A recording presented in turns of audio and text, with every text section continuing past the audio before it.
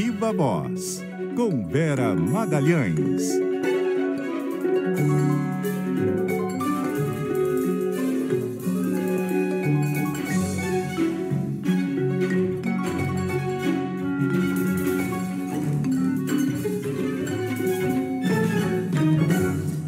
E aí, Vera? Oi, Sardenberg, boa tarde para você e para Cássia, para os ouvintes e para quem está assistindo o CBN Brasil. Boa tarde, Vera. Vera, conforme a gente vê na sua coluna de hoje no Globo, Lula está num bom momento. Ele está surfando em ondas que não necessariamente foi ele que provocou, ou mesmo o governo, né, Sardenberg? Está numa maré de sorte, eu diria.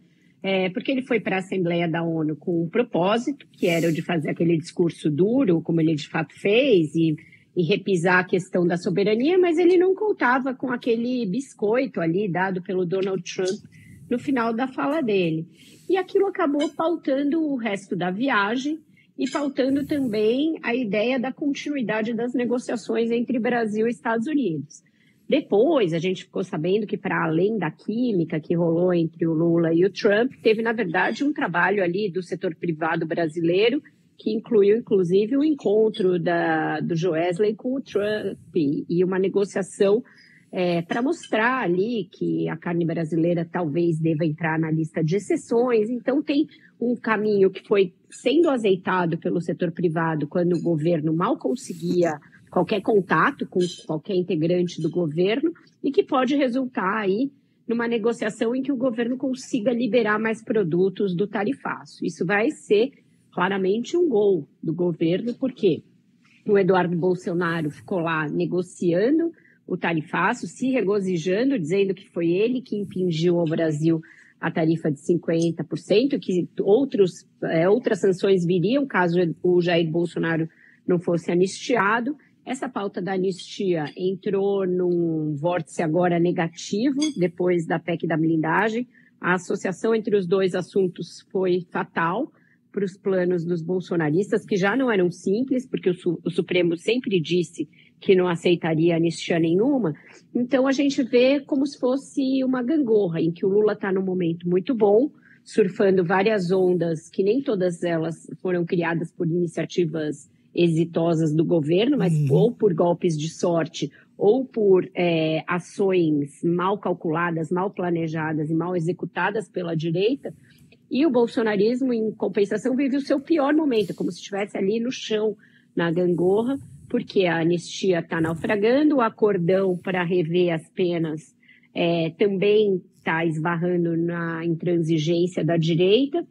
A questão da candidatura da direita também entrou num momento ruim, com o Tarcísio recuando da ideia de ser candidato e os bolsonaristas se digladiando em torno disso.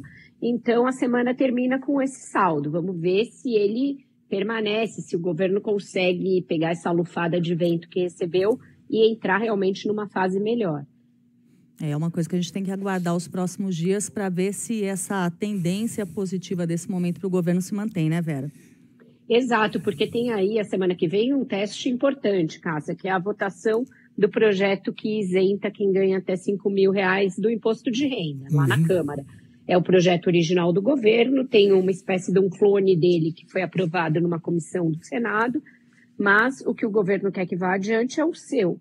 Então, saindo da Câmara na semana que vem, e se o governo conseguir driblar as ameaças de obstrução da oposição bolsonarista, ele vai chegar no Senado, e aí a Câmara pressiona o governo para que dê uma sinalização para o Davi Alcolumbre de que chega de bancar o diferentão e que o projeto que vale é o da Câmara.